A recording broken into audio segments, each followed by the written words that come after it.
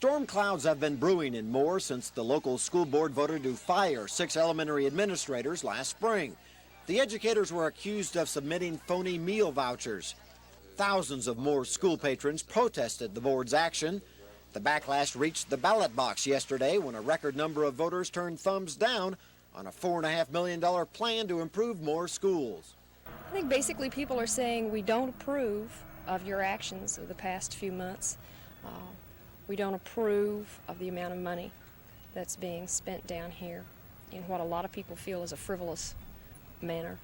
And they're also saying that we would like to have more input into how our district is run. I think one of it is information that has gone out that has left people uncertain about an issue, and oftentimes if they're uncertain as a defensive measure, not an opposition measure, but a defensive measure, they'll vote against it until such time as they can decide on the issue itself. It's kind of putting something on the back burner, figuring that it will come up again. At that time, they'll have their minds made up. The Moore School Board has called a special meeting for tomorrow night. The board will retire to executive session to discuss litigation involving the fired administrators. They'll also discuss the possible hiring of an acting superintendent. However, any discussion of the failed school bond vote will have to wait until next Monday's regular meeting. Scott Wallace, Action 4 and More.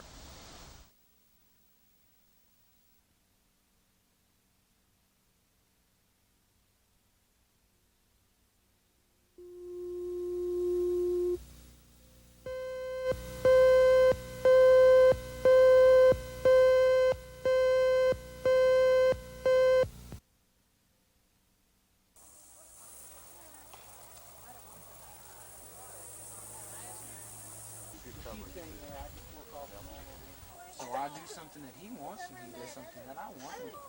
I mean, why do you always have to give over the old high mighty dollar for something? It's not.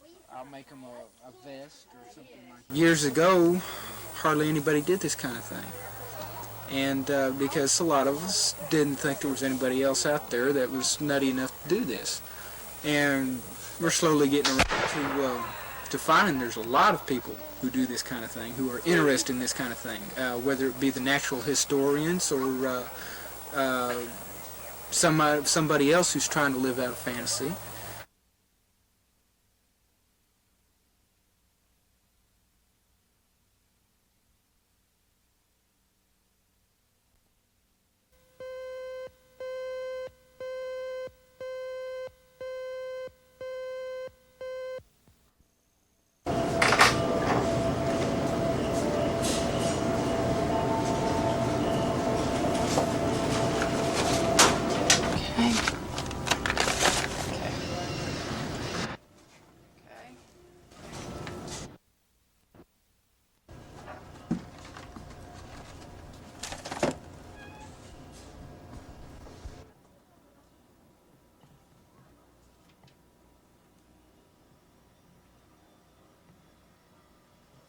Something about patient package inserts. It's not a...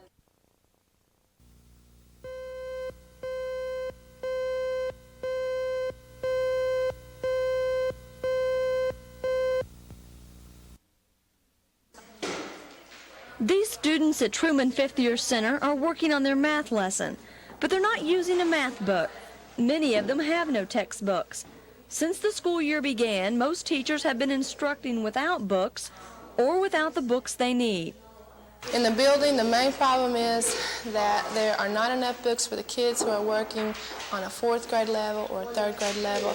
The ones that can't work out of 5th year books don't have a book.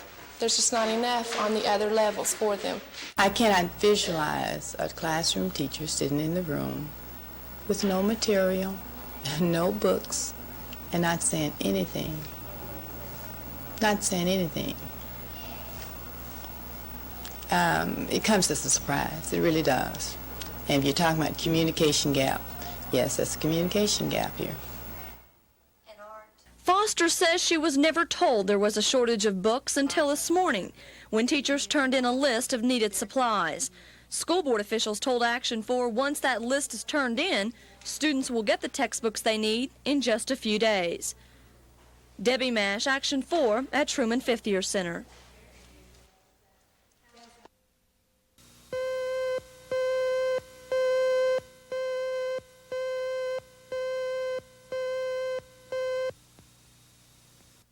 The Regents went into executive session this morning. It only lasted about 20 minutes. When they returned, Regent Dan Little made the motion. I move that Dr. William Banowsky be reinstated as president of the University of Oklahoma, effective November 1st, 1982, at the same remuneration as previously set. You've heard the motion. Is there any comment from any of the regents? All in favor of the motion, say aye. Aye. Opposed? The motion carried.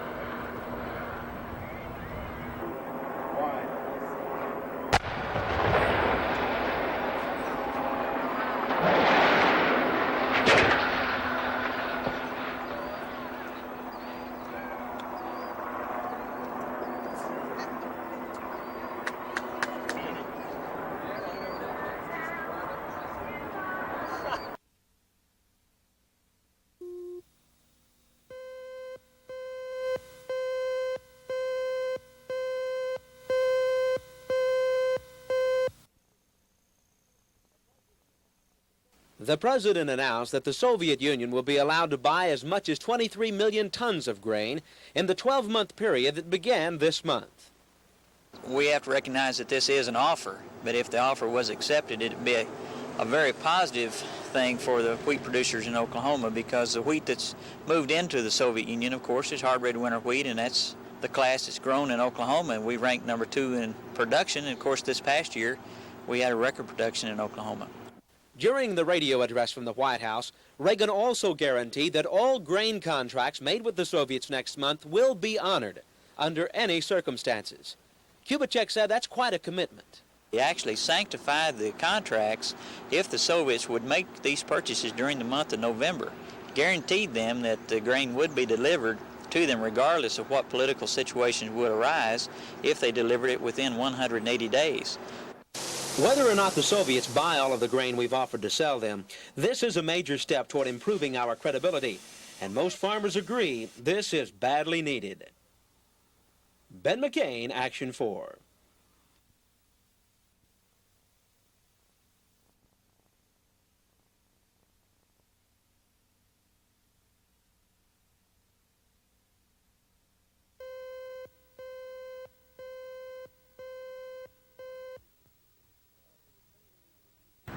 It would seem to me that if you forced 750,000 acres of land to be sold in a 5-year period, you would really devastate farm land prices. I've heard it argued that it should be sold over a 20-year period.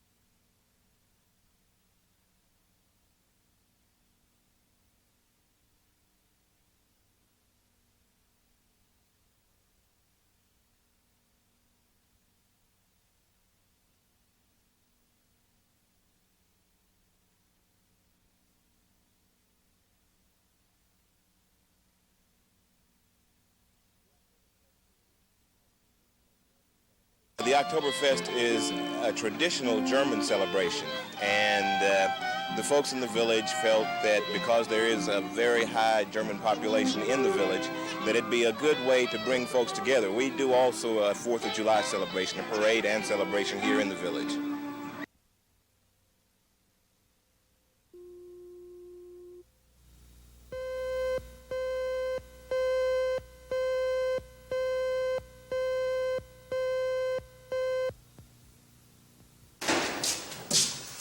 Timothy Rist has been in the Cleveland County Jail since the day his friend Michael Harmon was found guilty of killing Tammy Carter. Rist will remain in custody at least one more day, while a judge decides whether Timothy Rist should also stand trial for the crime. Prosecutors contend Rist, Harmon, and a third man plotted to rape, rob, and kill Tammy Carter last March 6th. The teenager's bludgeoned body was found in a Cleveland County creek the next day. The state's strongest evidence will come from a criminologist who analyzed a hair found on the victim's body. That hair is scientifically consistent with Timothy Rist's. Defense lawyers don't intend to call any witnesses during the preliminary hearing. In fact, they've all but conceded the fact Timothy Rist will be bound over on the first-degree murder charge. The defense lawyers will save their legal ammunition for the expected jury trial. That trial could take place next month. Scott Wallace, Action 4 in Norman.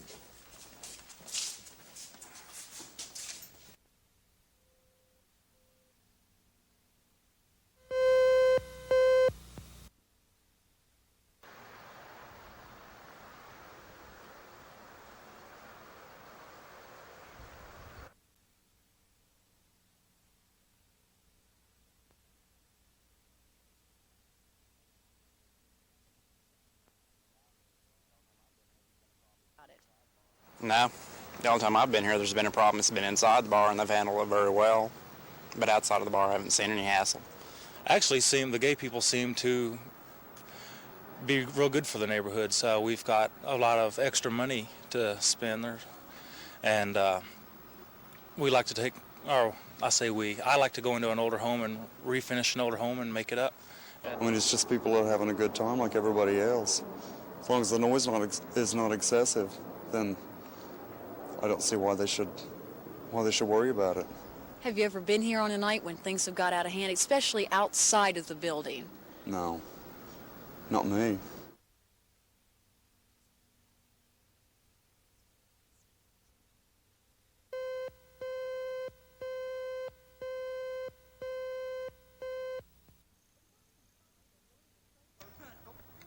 The class in Comets are learning to play ball from a pro. Ken Blair, the rookie wide receiver for the Philadelphia Eagles, is spending the NFL strike at his high school alma mater, teaching and coaching. Ken's been working with the team since the strike began. The Comets' record is 0-7, but Ken says the team's spirit is high and their determination is great. He says they're learning to have fun, win or lose. Come back, Luke. Keep coming back. Keep coming back. Keep coming back. There you go. You got to watch the ball more. You want to watch the ball more. My goal in life is to help kids as much as possible. Get them while they're young in high school, elementary school, teach them something now. I look at kids now, I go into the classroom and sometimes some of the students, they don't know what to look for in life, Maybe I can put that idea in their mind. Go! Turn that way to the ball. Go back, go back, go back. I want to see the ball caught. Somebody catch it, Leo. You got to catch it, all right. Good catch. Ken says he misses pro ball, but the strike has given him the opportunity to fulfill a personal goal of working with kids. He says in that case, strike or no strike, he's a winner. Debbie Mash, Action 4.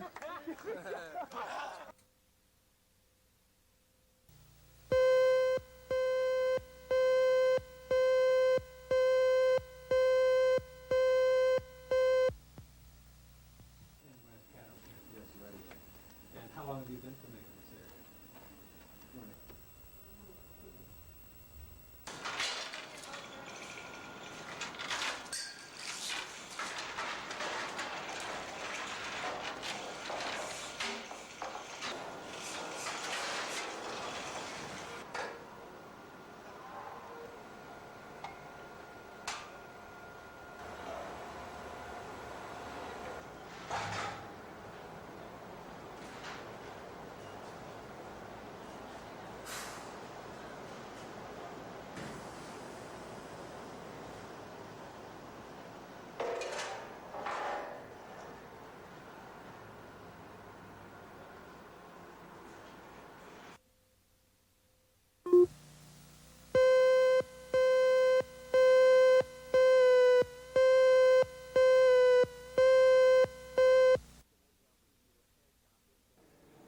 This is the Mid-Del TV repair shop in Del City. Frank Wright, owner of this company, says Bob Macy's investigation, which accuses several of his competitors of fraud, is unfair.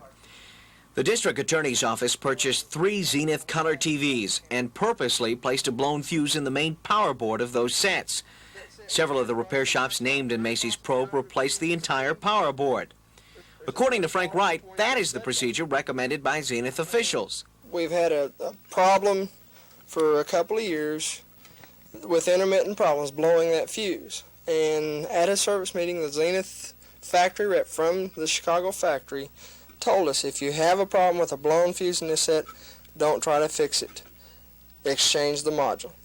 But the district attorney's office disagrees. They say that local repairmen should have the knowledge to decide whether to replace a $70 power board or just to replace a $2 fuse. Well, that's nonsense. And the reason it's nonsense is there's a way, and the manufacturer tells you how to do it, there's a way to check to see if there's a problem in the board.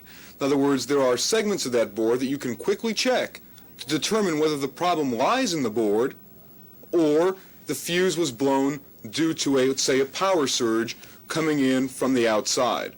At least 8 Zenith dealers in Oklahoma City have come forward in support of the repair shops accused of fraud. But the DA's office says they will stand behind their case, even if the repairmen won't stand behind their work. Kurt Autry, Action 4.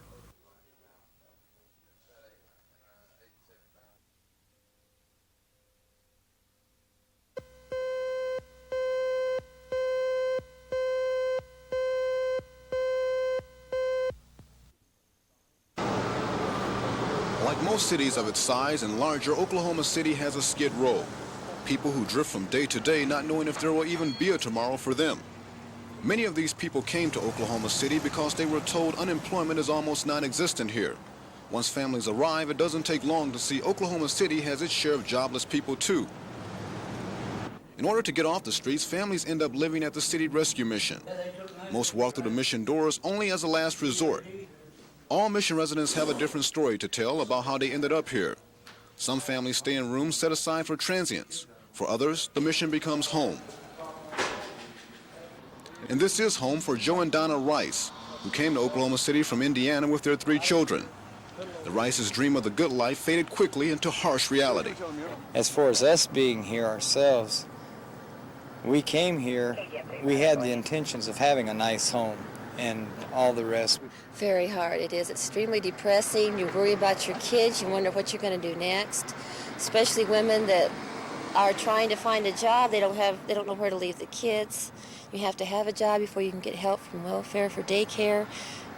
I think it's awfully hard on a woman and children. There are only so many beds at the rescue mission, and that means sometimes people are turned away.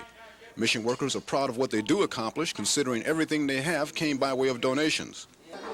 Children make a quicker adjustment to living at the mission than adults, and all residents must attend chapel to stay here.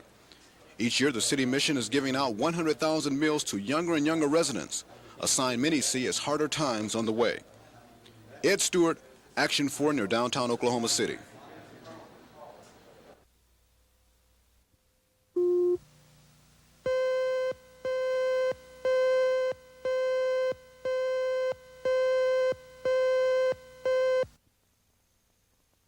As the umbrella organization. Now that is the list of organizations interest to act with us. The reason for an umbrella organization, of course, to speak at this time before the council. Company, and that they didn't choose to distribute. It's been moved for approval and seconded. Ms. Tapp, did you wish to speak at this time? We'll be glad to work with anyone within the city government to help keep this kind of filth out of our communities. We're, of course, terribly concerned about it because Native American people are the target in this game. We're also concerned that it's our women that are being attacked in this game, and we're also concerned about other minority groups that live within our community. We certainly don't want them to be the target of the next game. And as I stated before, we'll be glad to work in a cooperative effort with the city government on this. Thank you very much. Thank you, Ms.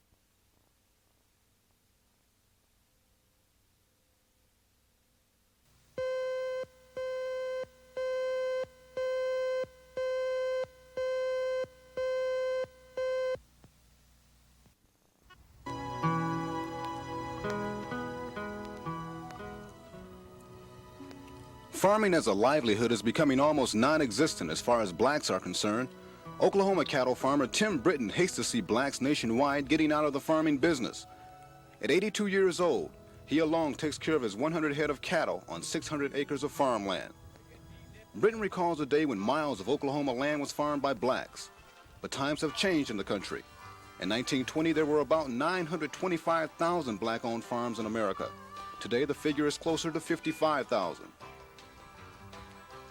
Britton blames the decline on black-owned farms on young people, giving up the land for what they believe will be a better life in the city. They don't think anything to farming. That's the best thing it is for a poor man to get out in the world and make a start. Because you can raise your living. A lot of people think getting a check is all right. That's all right. But you need a supplement for that check to help it. Now, if you get a check and got to go to town and spend it all, it don't mean very much. Britton plans to farm until he dies. The veteran farmer says he is not out to get rich quick, which is where some people made their mistake. Britton thinks planning is the formula to any successful business. Knowing what and what not to raise determines how long a farm will thrive. He only hopes other blacks will eventually give the formula a try before it's too late. Ed Stewart, Action 4, and Luther.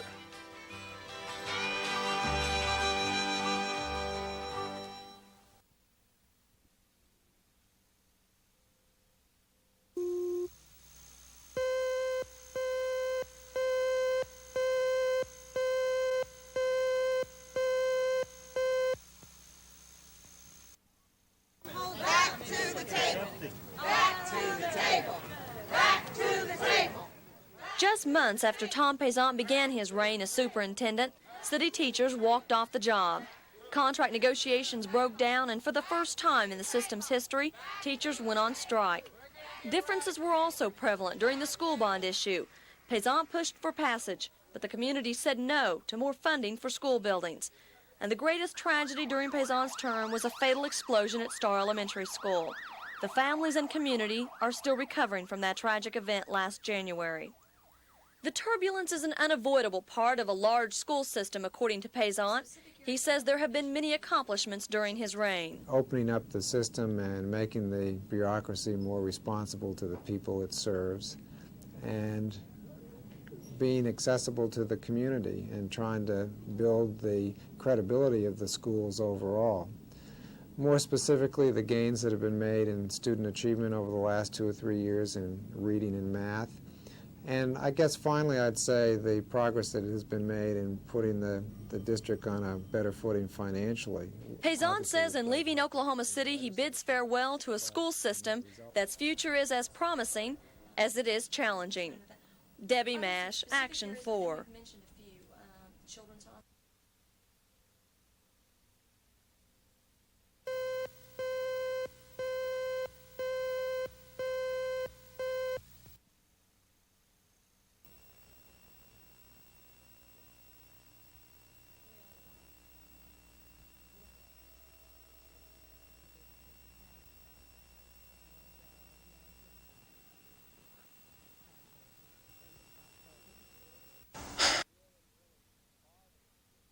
It really bothers me. It hurts to think that an individual in such a prestigious and important position of leadership would be involved in that kind of politics. It really hurts your faith in the ability to have fair and honest elections in Oklahoma County.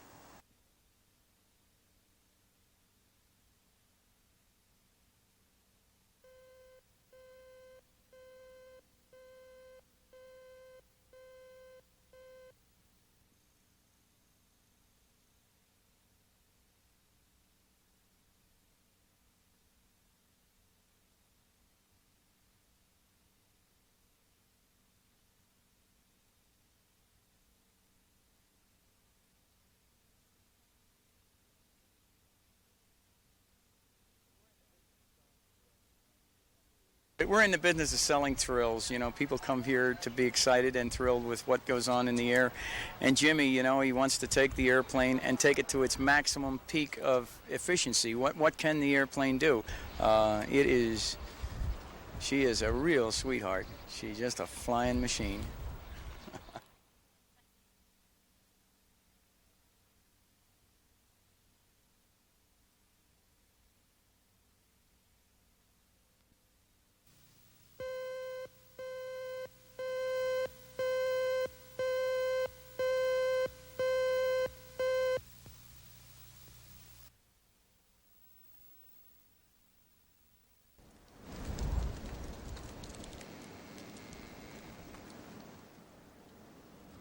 in, please.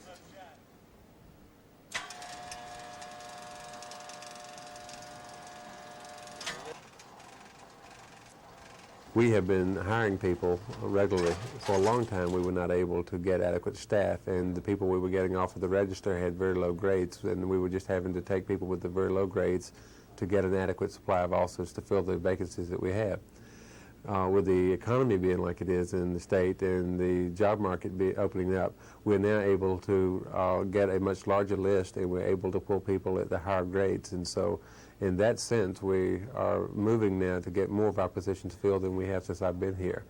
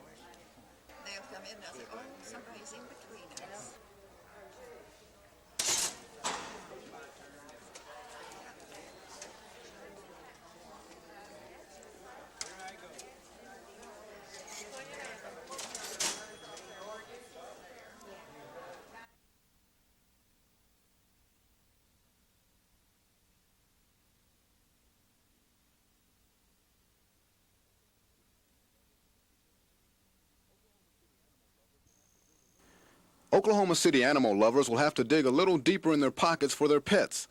People can now buy cats and dogs from the animal shelter for $20, but starting next February, the price goes up to $45. The extra fee is to cover costs for animals spayed or neutered by the shelter. City officials say something must be done to cut down on the animal population boom. It is contradictory that we, at the same time, collect stray animals and that we then allow them to be adopted out, fertile and able to produce more young, which we then are in a position to have to pick up and then are in a position to have to euthanize.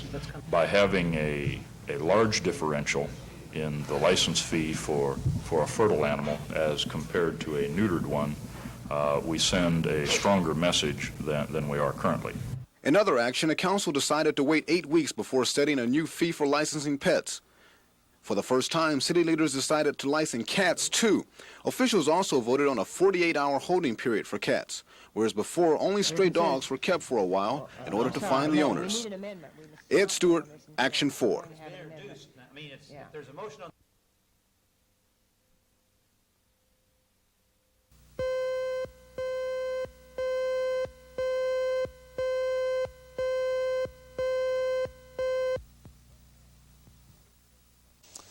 Love County is the first in Oklahoma to attempt to legalize pari-mutuel wagering. Earlier projections had shown the measure stood a good chance of passing, but now things look different.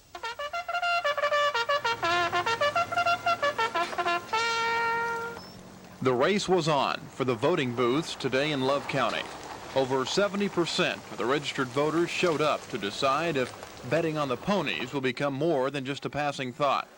For some, the issue has become a matter of principle. Just like bootleg whiskey.